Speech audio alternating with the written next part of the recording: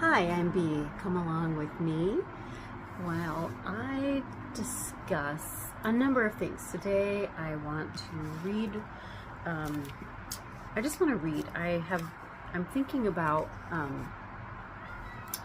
starting up a series of videos where I just read my reading for the day in the Bible and then discuss it as I am understanding it. I'm not a theologian. I'm not an expert in any way. I am very much a novice and just learning and growing. And so you're just coming along with me for my journey of learning and growing. And I welcome all of your additions, anything that you want to add, or any revelations that you've had in relation to the Bible verse that I will be reading. Today I am wanting to read Psalm 108. And so I'm just going to read it through first as it's written, and then I will share my thoughts about it and some notes that I have. And I like the Amplified Bible because it has in the Amplified Bible, you know, there are many words. The Bible is written in Hebrew and in Greek and in Aramaic, and so these in the ancient languages, and in these ancient languages, words, and also in the modern, in all languages, actually, even today, we don't think about it often. We think that the meaning of a word is one thing and one thing only, but words have multiple meanings, and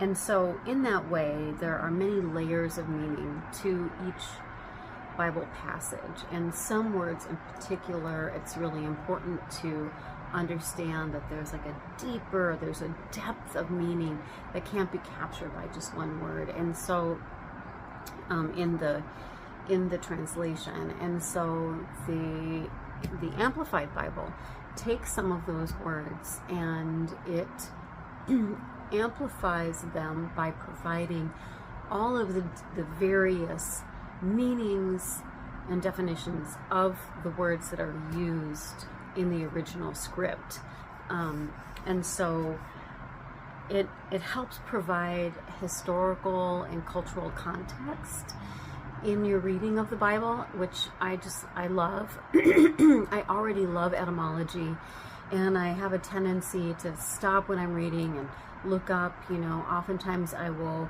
look up Judaic and Hebraic cultural context and history and practices, or I'll, you know, just do a little search about something or someone in the Bible and get the background context to help me to understand what I'm reading a little bit more. Sometimes I'll watch some videos about that, and there's a huge amount of resources, both within the Christian tradition and outside of it, and I just think that exploring all of these things really helps to bring like a well-rounded understanding and comprehension of what I'm reading. So, but yes, it's for that reason that I really, really, really love the Amplified Bible. I have many different types of Bibles, and I also like to contrast and compare what's written in different Bibles, and so that's really enjoyable. The Amplified Bible is similar to the King James Version in that it hasn't, it's a word for word translation. It's not, there's no paraphrasing, there's no, you know, it's the letter of the word and not the spirit of the word translation. So, and I do enjoy hearing some of those Bible, the scriptures in the Bibles that are not word for word, but are more about the spirit of the word and kind of like the sort of meaning beneath what's being said. But I like to figure that out for myself too. So I just encourage you, if no matter where you're at in your journey, if you've never read the Bible before, if you're just starting, if you're an old hat at it, to to just bring new study practices, new tools, new resources to your study, and to really fill it out with these other ways of studying, so that you can learn more and get more. And also I really like to just pray and ask the Lord, the Holy Spirit, to really guide me, to provide me with that spirit of wisdom and revelation, and the soundness of mind, and the eyes to see, and the ears to hear, and the heart to comprehend what it is exactly that I'm reading, at least for me now today. Tomorrow there might be a new revelation for me that I hadn't noticed before. And that's one of the amazing things about the Bible, is that it truly, truly, truly is the living word. It is alive. And so no matter how many times you have read the Bible, it can be fresh for you today. So without any further ado, I am going to read today Psalm 108. So feel free, if you have a Bible or you have something on your phone, feel free to get that and read along with me. Okay, here we go. Oh God, my heart is steadfast. This is a Psalm of David. So this is David speaking. And it says that it is a praise and supplication to God for victory. O God, my heart is steadfast with confident faith. I will sing praises, even with my soul. Awake, harp and lyre, I will awaken the dawn. I will praise and give thanks to you, O Lord, among the people. And I will sing praises to you among the nations. For your loving kindness is great and higher than the heavens. Your truth reaches to the skies. Be exalted in majesty, O God, above the heavens, and your glory above all earth, that your beloved ones may be rescued. Save with your right hand and answer me. God has spoken in his holiness. I will rejoice. I will portion out Sechem as I divide Canaan among my people. This is the Lord speaking right now. I will rejoice, I will portion out Sechem as I divide Canaan among my people, and measure out the valley of Succoth. Gilead is mine, Manasseh is mine, Ephraim also is the helmet of my head, my stronghold, my defense. Judah is my scepter, Moab is my washbowl. Over Edom I will throw my shoe, to show Edom is mine. Over Philistia I will shout in triumph. Who will bring me into the fortified city of Petra? Who will lead me to Edom? Have you not rejected us, O God? And will you not go out, O God, with our armies? Give us help against the adversary, for deliverance by man is vain, a worthless hope. But with God we will do valiantly, for it is he who will trample down our enemies. Okay, so let's just talk about some of the points in this psalm. Hang on. Let's just portion this out. So at the beginning, O God, my heart is steadfast with confident faith. I will sing praises even with my soul. Awake the harp and the lyre. I will awaken the dawn. So he's talking about the first thing when he gets up in the morning, with the dawn, like with the sun. He's waking up and he's immediately singing praises to the Lord. And he will sing praises to the Lord among all the nations. So all the people. So that means all people. So in the Bible, when you see the word nations, it's referring not to nations as we think of them today, but more like people or tribes or ethnic groups of people, or areas. And so you can think of it like a Native American might say, all my relations, referring to all of creation. So I will sing praises to you, you being the Lord among all the nations. For your loving kindness is great and higher than the heavens, and your truth reaches the skies. And a little note about truth, anytime you see the word truth, if you can replace it with the word Jesus or Yeshua, because he is the truth and the way and the life and the light. And there are many euphemisms for Jesus, and that's one of the things that I really love seeing. And so we'll go on. Your truth reaches the skies, be exalted in majesty, O Yahuwah, above the heavens, and your glory above all the earth, that your beloved ones may be rescued. Save with your right hand and answer me. And that's another euphemism for Jesus. The Savior or the Messiah is right hand.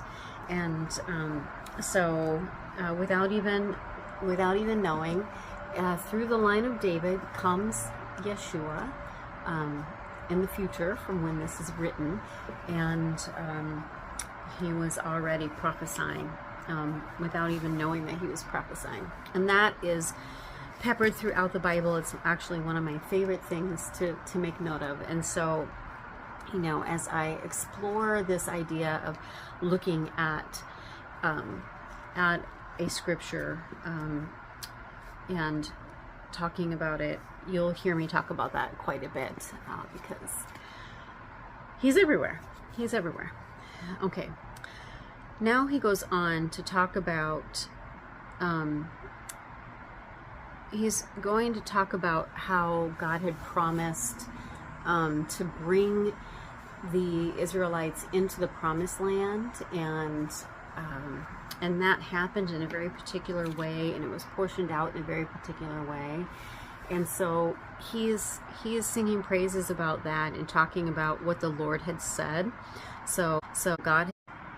Okay, so let's break down the next section of Psalm 108. And in this section is where David is referring to God speaking to the Israelites about the promised land that he is giving them.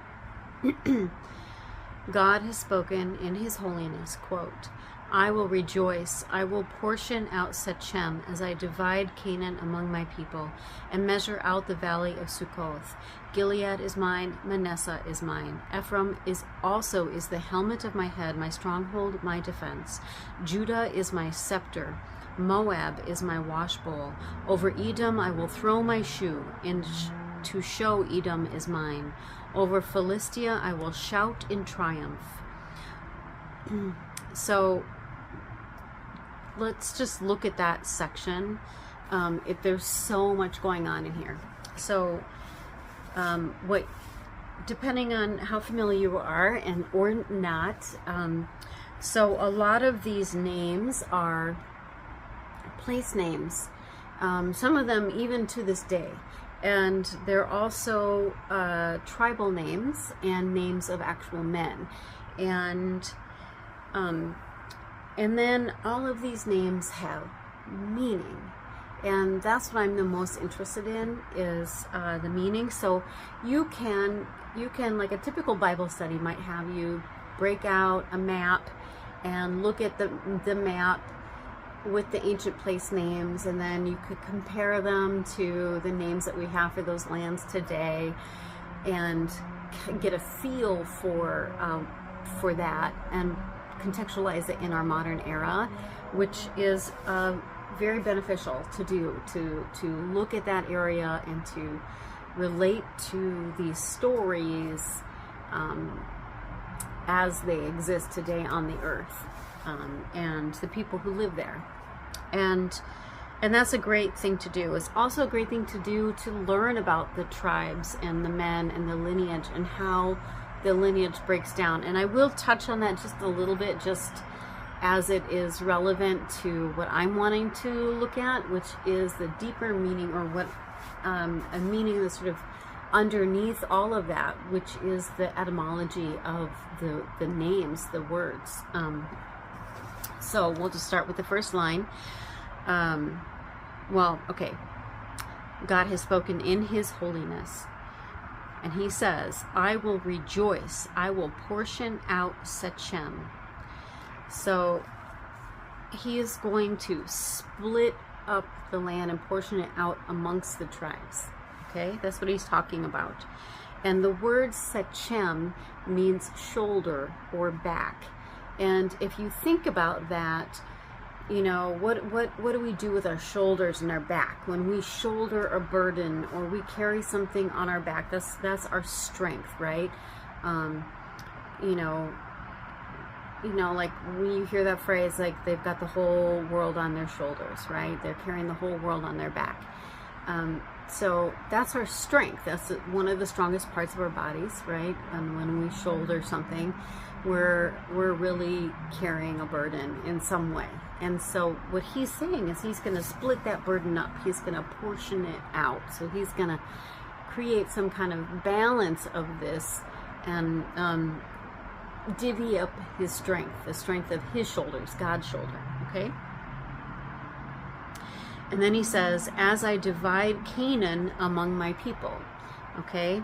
So Canaan is the promised land, okay? Canaan is the promised land. It's also, it is also a name. So it's a place name, and it is an actual name. It is a name for the fourth son of Ham, who was the grandson of Noah. Just so you have an idea of what we're talking about, okay? So it's important to put this sort of contextually, like in history and in geography, and then also the deeper meanings among that. So Canaan is the fourth son of Ham, and it is also referred to as the land of purple. So Canaan is the land of purple, which makes me think automatically of Purple Mountain's Majesty. And also the color purple in the Bible is really a reference to the royalty of God and the royalty of God's people. And by royalty, it's really a reference to the sacredness of those people, that they are sacred to God, beloved by God. And also when we think, when the word kingdom itself means a condition of kinship. So when we are in God's kingdom, we are in a condition of kinship with God, right? So that just brings like kind of a deeper meaning to what it means to be God's children. Okay, so now the next line, and measure out the valley of Succoth. So I'm trying to find, I need to do better notes, guys. Here we go.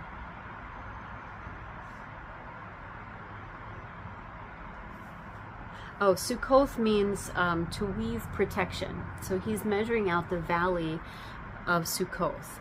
And the word Succoth means to weave protection. So he's weaving protection, right?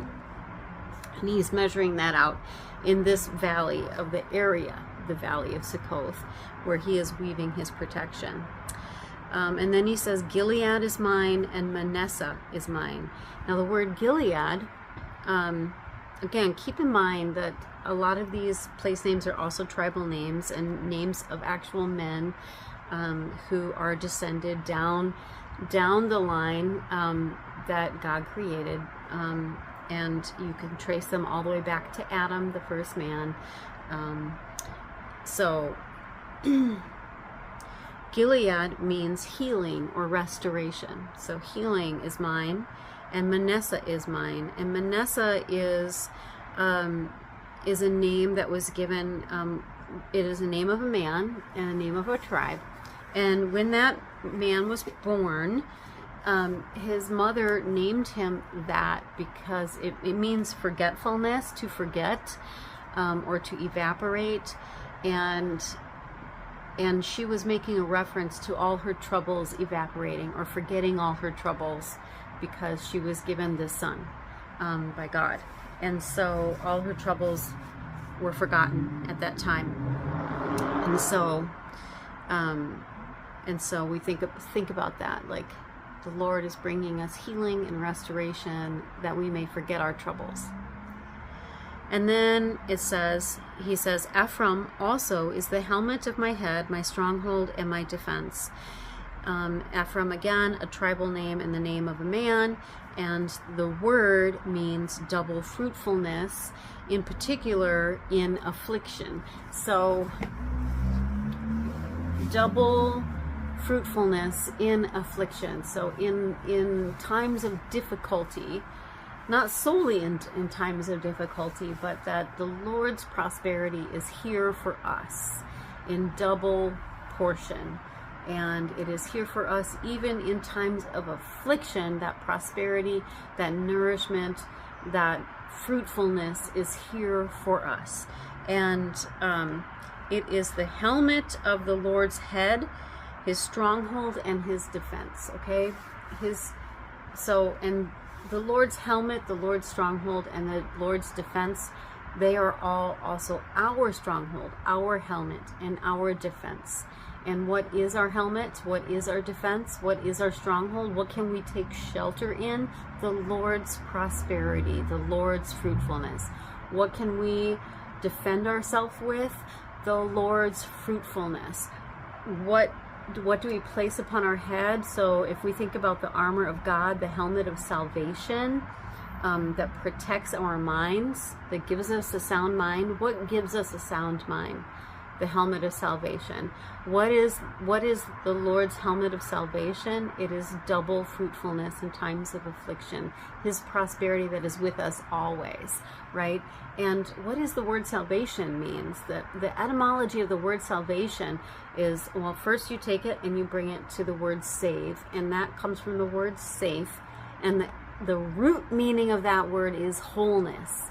Okay, so our wholeness that gives us a sound mind, right, and protects our minds, and is our stronghold, our shelter, and our defense, our protection, is the Lord's double fruitfulness, even in times of affliction. Okay, the next line says, Judah is my scepter. And Judah, again, is a tribal name and the name of a man. And the name means praise Yahuwah, or Yod-Heh-Vav-Heh, or God. Okay, so praise God. So the praise of God is God's scepter. The scepter, we think of like a king with his scepter, and he rules with his scepter. And that's also the staff, right? So Psalm 23, his staff and his rod, they comfort me. So the Lord's staff, that is something that protects, is used to protect, right? We use our staff to protect ourselves, to fight off and fend off the enemy or attackers. And also we lean on that staff for strength when we're tired. Okay, so, and what do we lean on and protect ourselves with? Praise of God. We protect ourselves and we gain strength from praising God. Okay, next line. Moab is my wash bowl. Okay, again, Moab is a name. It's a place name. And what's interesting is that when you look on a map of Moab, there are many, many waters there. There's a lot of water flowing through Moab. And the Moabites are a tribe, I'm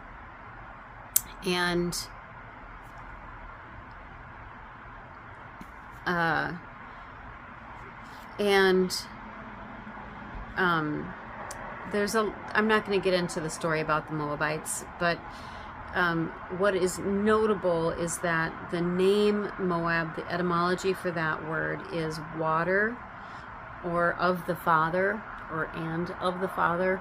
And so water of the Father. So then that makes me think about the living waters, you know, the living waters that sprung out of the side of Yeshua at his crucifixion, the living waters that the Lord blesses us with in the form of rain, the living waters that flow in our bodies, and of which 97% of all of humanity and the earth is comprised, right?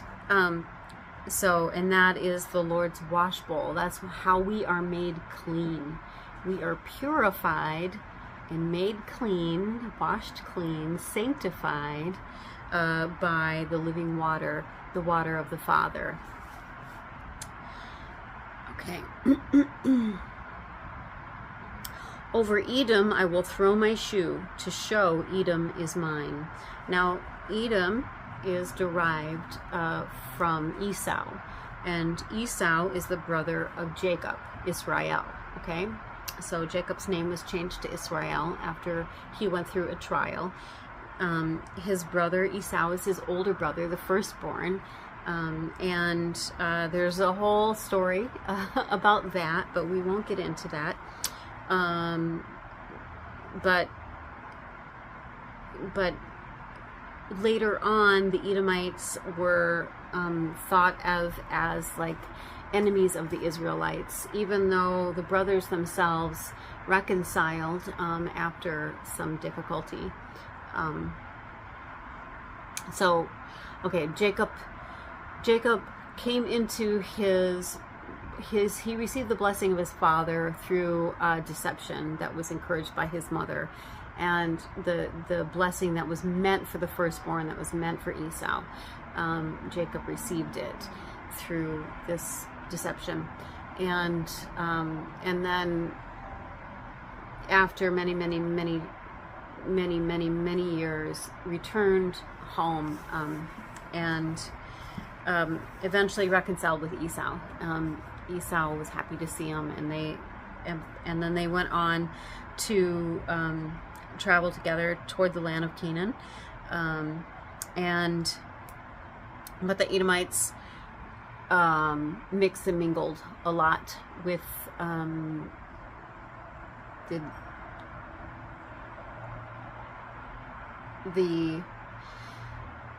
the giants and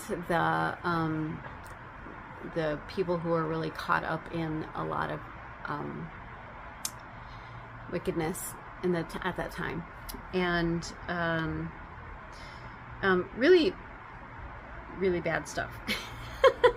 really bad stuff. It's difficult to conceptualize what that was like. Like when we read our Bible, it doesn't say graphically what they were talking about. But you know, if you take all your horror movies about psychopaths and werewolves and vampires and giants and skinwalkers and you know, evil aliens and you know, body snatchers and you know, Bigfoot and all of these, and you sort of dogmen, all that, combine it all, okay? All the monsters, all the blood drinkers, all of the like evil, satanic, like, you know, and when I say satanic, I'm not talking about what people think about as Satanism today, okay? This sort of like cartoonish, fluffy, like, do what you will, but don't hurt anybody. We want human rights type of, you know, spiritual laundering.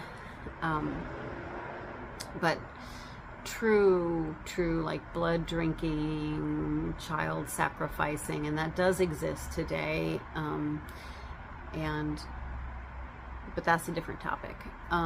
But this was being done commonly and in the open and brazenly, and it was combined with like a lot of sexual iniquity and perversion and pedophilia, and again, nothing new under the sun, but it was happening like in your face. It was in your face, and also, you know, there were like people who had mixed and mingled with the fallen angels, the demonic, and so that's how we have all of these monsters and these sort of mythological stories, that all those mythological stories are actually referencing something real, and that's what we're talking about here in the Bible.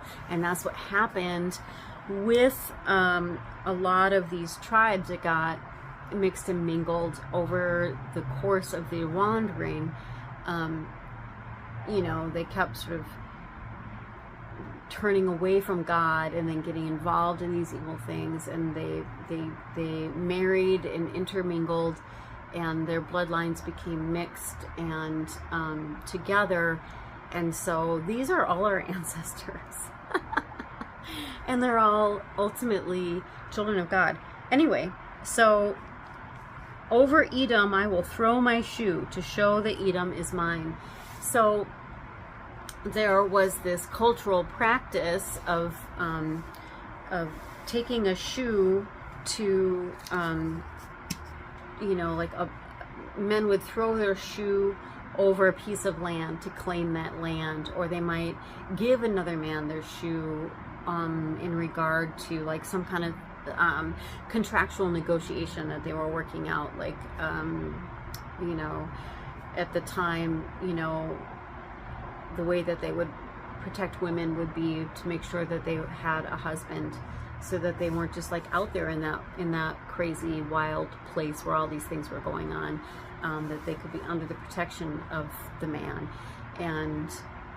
And so one of the ways that they would work that out amongst themselves, and there's a lot to that about lineage and you know, different obligations depending on where you were in that lineage and who had the kinship rights and all of that sort of thing.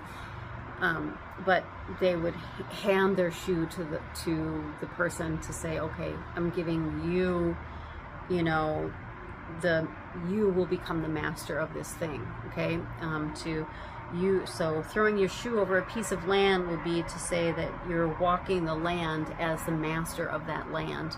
And so here the Lord is saying that he's going to throw his shoe over Edom, and so he's claiming that land. Okay. Another note about the word Esau is that it means man of the field. And so God is walking in that field as the master. So God is the master of that field, that land, okay? And he's also the master of that people. Even though those people at that time were no longer considered the chosen people. They had broken up and gone their own way. Even though their lineage can also be traced all the way back, right?